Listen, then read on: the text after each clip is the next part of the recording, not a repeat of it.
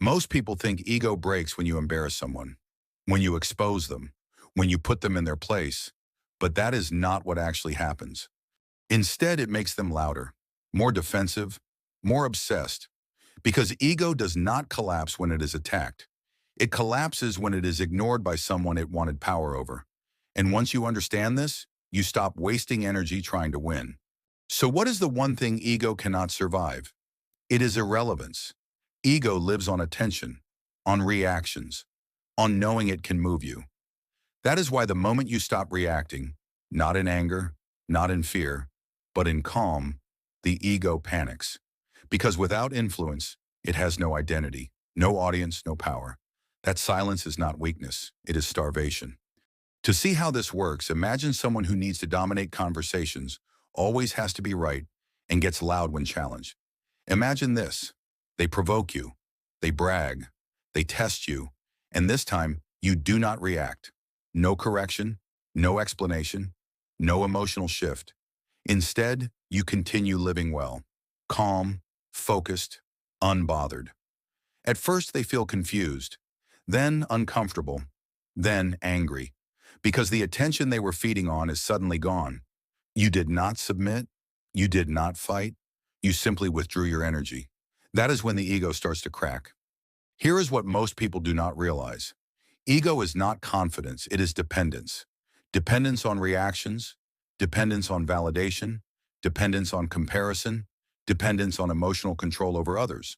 So when you remove yourself emotionally, you are not hurting them directly. Instead, you force them to face themselves. And for the ego, that confrontation is unbearable. This idea is not new. In fact, ancient philosophy understood it long before modern psychology. The Stoic philosopher Epictetus once said, "If you want to be invincible, make sure nothing outside you can disturb your inner state." Stoicism is not coldness. It is sovereignty. When you stop needing to win, you stop being controlled. And the moment someone realizes they can no longer move you, they lose the only leverage they had.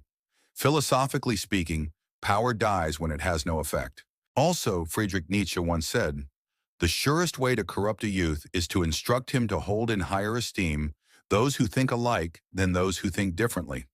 In other words, ego collapses when it realizes it is no longer the center of your values. When you stop orienting your life around approval, opposition, or dominance, and instead build your own standards, the ego has nowhere to attach. Nietzsche did not defeat ego by fighting it. He outgrew it. And nothing unsettles ego more than realizing it is no longer needed. And from a psychological perspective, ego-driven behavior is fueled by what researchers call narcissistic supply. This includes attention, reactions, and emotional engagement.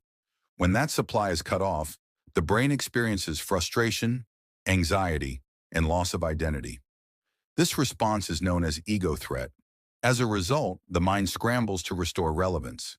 That is why ignored egos escalate. They talk louder, they provoke harder, they begin to unravel, not because you attacked them, but because you stopped feeding the pattern. Here is the part that is hardest to accept. This only works if your own ego is under control first. If you still need to be seen, you will react. If you still need validation, you will explain. If you still need to win, you are already trapped. The most savage move is not domination, it is self-mastery. In the end, the one thing ego cannot survive is realizing it no longer matters to you. No closure, no confrontation, no final word, just peace without permission.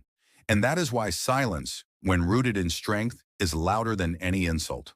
Always remember, what holds your attention holds your life. Thank you for watching.